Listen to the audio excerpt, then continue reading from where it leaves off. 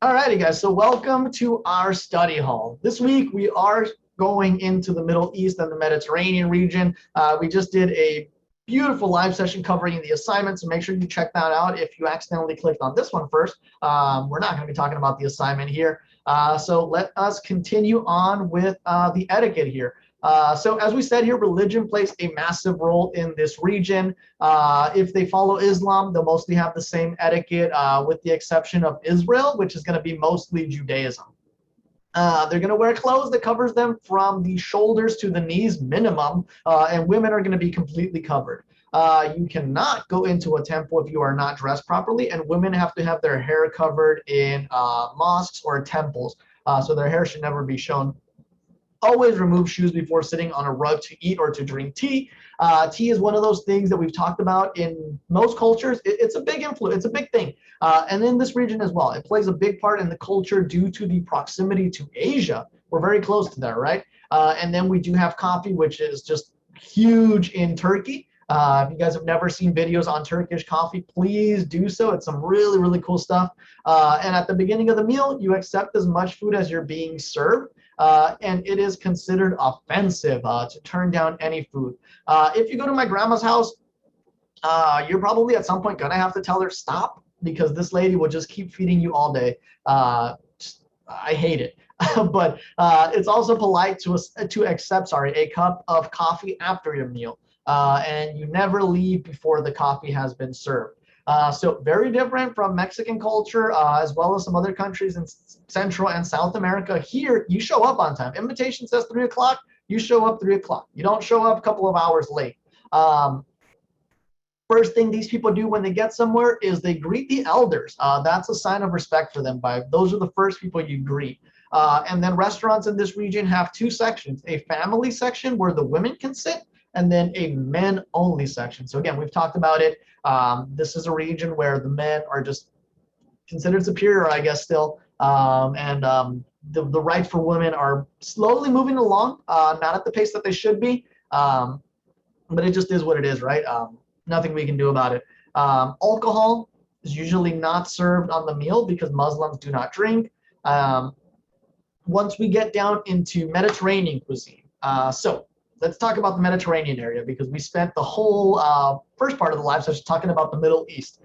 So the population of the Mediterranean area, which is, again, another loosely defined region, the population is going to be 466 million people.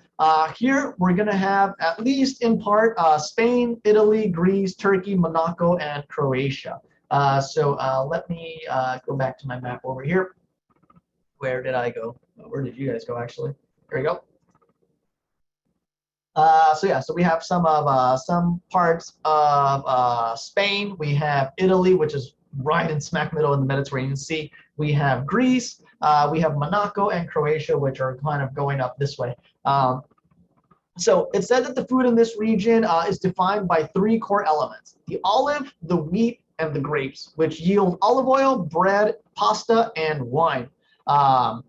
Although there is diversity in the region's food, wine, bread, and olive oil are just a way of life here. This is something that you'll continuously see, throughout all of these regions in this Mediterranean region.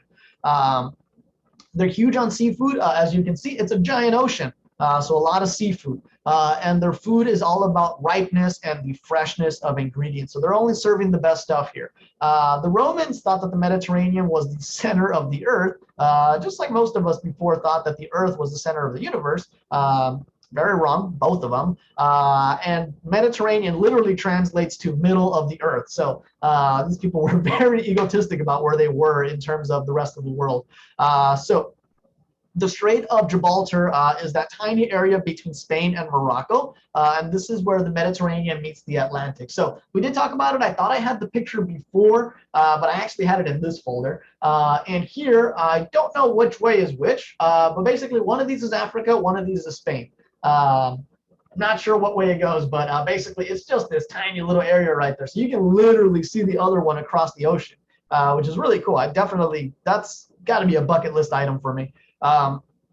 Mediterranean cuisine and Middle Eastern cuisine, they do have freshness in common. You're going to see lots of fresh vegetables, lots of fresh fruit, using seasonal ingredients at the peak of their ripeness. That is something that here in the US, we actually have the luxury of not so having to worry about so much. Again, farm to table is a movement that is kind of come up more recently here in the US, but the rest of the world doesn't have that option. Farm to table is all they have.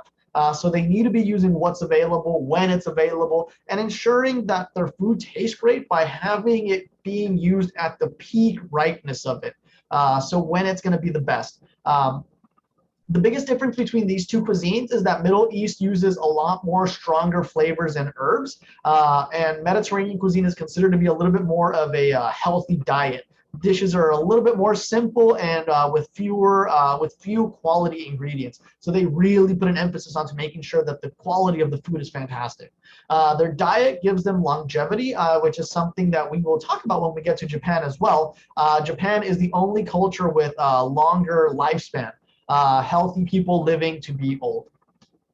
So their diet focuses on portion sizes and low-fat foods. Some common ingredients that we're going to see here are, let me stop sharing this here.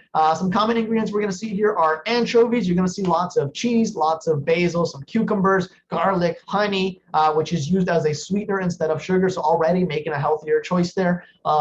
Anchovies, again, one of those fishes that is very high in omega-3s, very fatty fish, as opposed to kind of what we see over here in the West, where you're eating a lot of tilapia, a lot of swine, a lot of lean protein, right? But we're not getting those beautiful omega-3s. And then people go and buy the supplements, eat the right foods. That's all you got to do. Learn from these other people. They live a very long time. You're going to see a lot of almonds, a lot of onions, oregano, rosemary, saffron, thyme. A lot of these ingredients sound similar. No, we've seen all this stuff before. We've used basil this term. We've used rosemary. We've used saffron. We've used thyme, onions. We've used all of this. So what's going on here? Again, this region is just that separated by that 6 miles or 8 miles, whatever it is, of ocean. So those boats are just doing circles and circles and circles in all of these regions, dropping off, picking up ingredients. It's just very loosely defined in terms of what you have here. You'll see a lot of eggplant, a lot of hazelnut, a lot of goat cheese, of course. Anywhere where they're using any type of animal, they're going to use it to the full extent. If they have cows, they're getting a lot of dairy products. If they have goat, they're getting a lot of dairy products. We see a lot of beef, a lot of pork, and again, a lot of olive oil and a lot of olives here. Olive oil is one of those things that is used as a finisher in these dishes, not used to cook with. So I know a lot of you guys might watch those cooking shows, and for me, as soon as I watch a cooking show and they're like, we're going to start off with some olive oil, I'm like, I'm off, bye. No, thank you. We don't cook with olive oil. You can. It is one of those oils that, depending on how it's processed, it does have a different smoke point. But just right away, that's one of those things for me that's like, okay, here we go. Those tasty videos, they get me every time. But yeah, so if you get the olive oil too hot, it will burn and it does become extremely bitter. So it's one of those things that you do not want to get into your food. That is why it's primarily used as a finishing oil. And the reason for that is because over there, the olive oils that they're using, they're not so refined. They're making them with the intent to make them as finishing oils, not as cooking oils. And then olive oil is one of those things that is very, very quality controlled in the Mediterranean as opposed to here in the US. Here in the US, you'll see it for very cheap, and it's like mixed in with all kinds of other oils. So if you're using 100% olive oil, I would just shy away from using it to cook. Use it as a finishing oil. And that's pretty much it for now. Again, one of these things that we can talk about forever about the food here. I do want to show you guys just a couple of other things here on the pictures that I have. We can see just kind of these meze platters over here, how beautiful they look. Just imagine making one of these for next time you have your Super Bowl party or whatever it is. Get a little bit creative with those. Do not just stick to your chicken wings and blue cheese and all that stuff. Show the people that are coming to visit you what you can do. Get creative with it.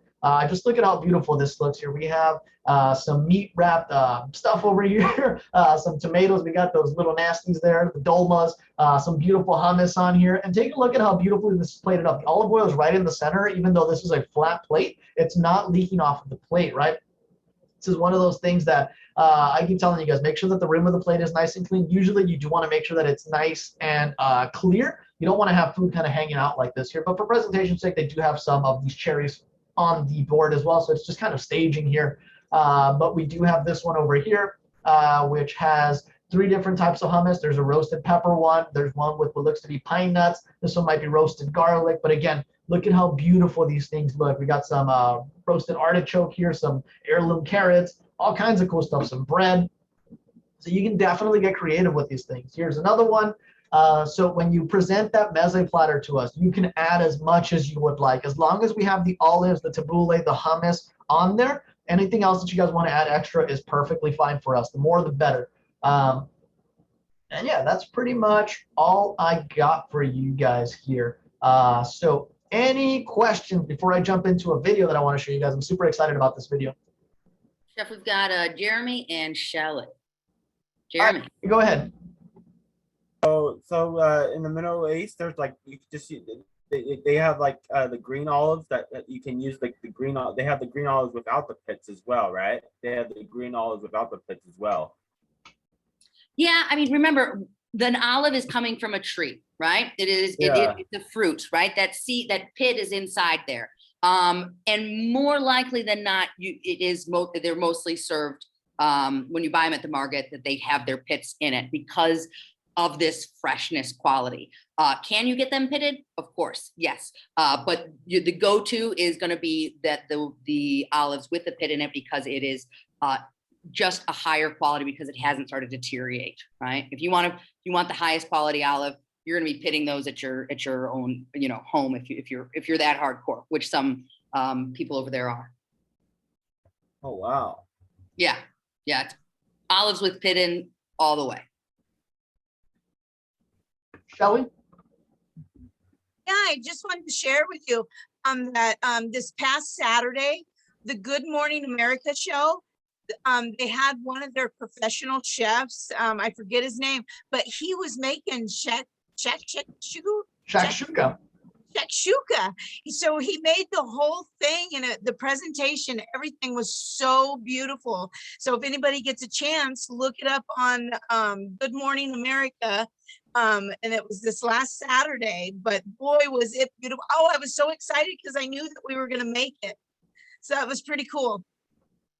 That's amazing. Yeah, it's a beautiful dish. And from what I've heard from other students before, after they make it, they're like, wow, it's crazy how you can take so few ingredients and make such an amazing dish. And it's one of those things you can eat at any time of the day. It's great for breakfast, lunch, dinner, with bread, without bread. It just has this beautiful flavor to it. It's actually something that I make pretty often here at home as well. And for me to be cooking something that's not Mexican food here at home is it's huge. So this is one of those things that I do cook pretty often here. But let's get into this cool video. I do want to share my screen with you guys. I'm gonna share sound, I think. We're gonna share this screen over here. Basically what this is, I'm gonna show you guys the history of Europe and North Africa over the years. So with this here, we are gonna be starting on year 5 AD essentially, and I'll kind of talk you guys through a little bit of what's happening here. It's a 10-minute video, but I do have it at 2 times speed, and we'll speed up a little bit as we do go through it. So let's just kind of get started. So we're going to start off here with the Roman Empire. Just take a look at how much these people have already conquered. Roman Empire is one of those things that we're going to see pretty often. So let me just go ahead and click play and just kind of talk you guys through it. So as we do go on with here, you're going to see pretty soon the Sassanid, I think it's pronounced. I'm not quite sure how they pronounce it, but they're going to come up over here in this area over here. So let me speed this up a little bit for you guys. There we go. So we're going to start seeing them. And that's going to be the Persian Empire.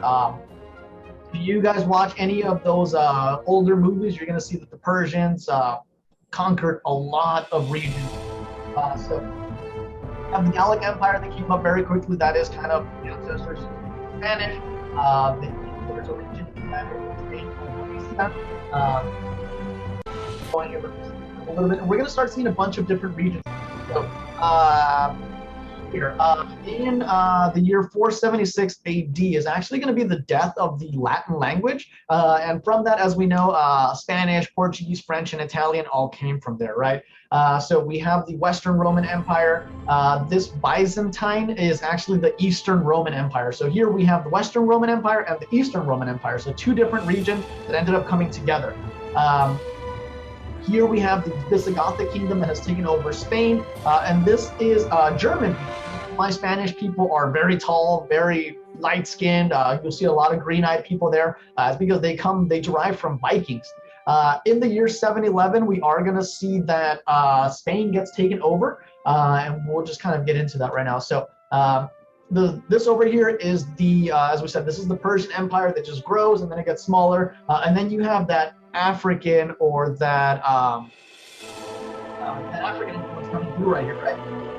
Here, watch 7, 11, that green that goes right into Spain right there. So Spain was wiped out by that African. That's why we have a lot of words in Spanish. Growing over here, we're going to see that very shortly, once we hit the 1200s, is when we're going to see that Genghis Khan Empire just kind of come through. But you see France is kind of taking over here. This region has stayed quite the same. Egypt has become a country now. Croatia is one of those countries. Hungary is another one that we have today. We're going to see those go away, and then they'll come right back up again. Oh, somebody said it's getting a little bit difficult to hear me, so let me lower down the volume here. Sorry. So all of these over here are still African influences that we have in Spain. We have West France and East France. We have Italy. You're going to see Italy grows and it gets smaller. France is another one of those that gets pretty big, gets pretty small throughout history. But again, we're going to see that these regions just conquer each other and then they take their land back and so on and so forth.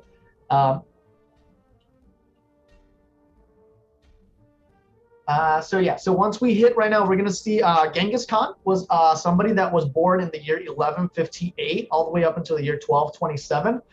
So you're going to see that influence from here very, very shortly.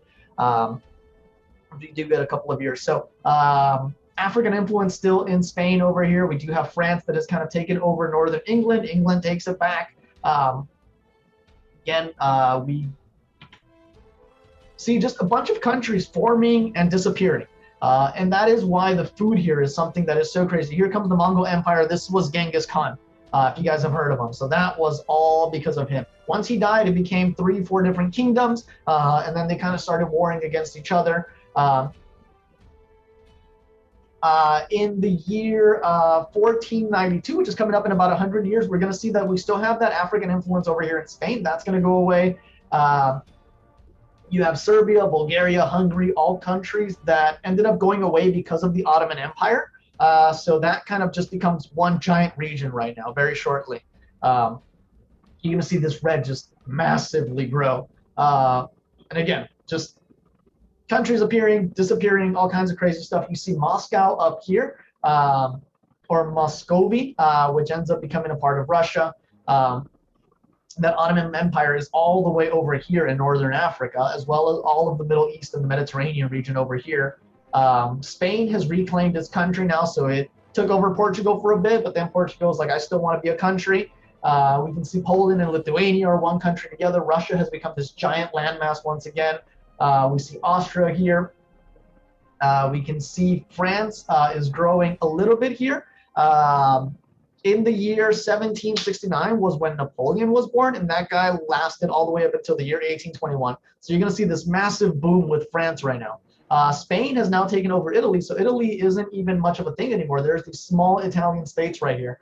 So you do have Spanish influence over there. Austria now takes over what Spain used to have of Italy. We see that some of these are becoming, you're going to start seeing these guys get a little bit bigger right now. That's just some crazy stuff here. There goes France. Here comes that Napoleon region. You saw just how quickly it grew and how quickly it went away. It was right around here. So France gets massive and takes over so much, and then it gets real small once again. And that's pretty much what France is today, but then they do take over some of northern Africa. You see the Ottoman Empire is still massive in this region. So this is the region we just covered, which was the Mediterranean and the Middle East. And you can just see how long it was just known as the Ottoman Empire. There's nothing else to it, right? So that's why the food is so similar in a bunch of these regions. We can see Italy has now taken over pretty much what is now modern Italy. France is all over northern Africa over here. And as we do continue on here, we are going to get into what is the modern world now. But even take a look at this here. Look at the date, 1935. Look at all that French influence in Northern Africa. And it just goes away into what is now modern Africa. We have Saudi Arabia, we have Turkey, we have Yugoslavia here, which is going to become about 5 different smaller countries. And that is pretty much it. Oopsies. Yeah, so I wanted to share that video with you guys. It's a little bit fast and a little bit crazy, but I just wanted to go ahead and show you guys just why it's so hard to define what's the Middle East, what's Mediterranean in terms of not only food, but the people. It gets pretty wild. Any questions on that, Chef? Anything to add to that? No, that was awesome. I've actually never seen the video like that, so I'd love if you sent that over to me, because that is super cool.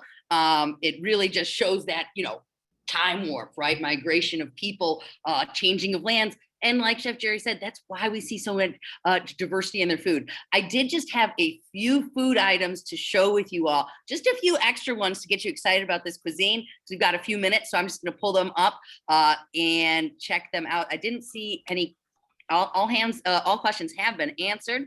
So let's do this real quick. Awesome, thanks, Chef. So this is one of my favorites, Kuku Sebzi. This is similar, right? What does this look like? We've got eggs, but this is loaded up with herbs. So this is a Persian, essentially a Persian frittata, not too far from our tortilla española, incredibly delicious. And literally it is just massive. Parsley, dill, scallions, a bunch of herbs all combined together and then mixed with eggs and seared in a pan. It's gorgeous. Baba Ganoush, Chef already took that one out, and baklava, those are some of my favorites. Fezejan, this is another incredible dish. Fezejan is Iranian, and it is typically used with duck or another game bird. And the sauce is made out of pomegranate juice, right? That's reduced down, as well as a ton of crushed walnuts. So that rich, beautiful sauce that almost looks like a mole, right? That is Fezejan. Finished with pomegranates, really rich. It's a festive dish. And you'll oftentimes see it served with a dish called tadig. Tadig. Now, what does this look like? We've got that crunchy little sokarat from the bottom of paella. Again, rice, right? You're using a different grain of rice. It's gonna have a different finished product, but you could often see this. This is just like, what type of a cook a person is by their tadig, which is their crunchy part at the bottom. You steam that, you crank up the heat, and you invert it, and that drops out. And to get a masterpiece like that, trust me, it takes years and years of practicing. So dolmas don't always have to be those great leaf-filled ones. They can also come in a lot of other shapes. Stuffing different vegetables. Essentially what we're talking about, dolma, it means to stuff, right? So you'll see it in eggplant, tomato, small little green peppers. And it can be filled with not just rice, but it'll be a combination of some meat in there, some different vegetables, or cabbage dolma, which would be then rolled again, also prominent in Russian cuisine. Few others here that I just wanted, imam bayıldı. So like Chef Jerry was saying, tons of lamb, tons of eggplant in this cuisine. These are fried eggplants, then stuffed with a mixture of lamb and tomatoes and onions, cooked all down, and then you finish that in the oven. It is scrumptious. It's loaded up with olive oil, and it is just incredible. Last one. This is one of my favorites. This is khachapuri from the country of Georgia. So again, does this kind of look like a pizza, right? We've got this flatbread loaded up with cheese and eggs. The deeper you go into these cuisines, the more there is to find out. This is ful medmez, which is a very typical Egyptian dish, and Israeli as well, which is basically stewed beans, loaded up with some onions and garnish, and just eaten with maybe an egg or pita.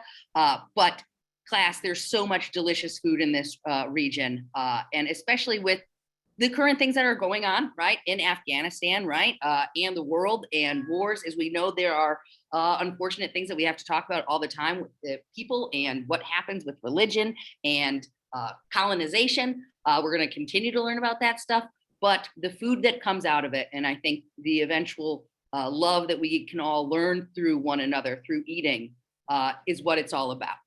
You know, breaking down barriers by food. That's what we can do, no matter what. And it's darn delicious. Absolutely. Chef, what was that dish that you say that was made with the almonds and the pomegranate? Oh, feijoada. So there's actually a Mexican dish that's called chiles en nogada, if you've heard of it.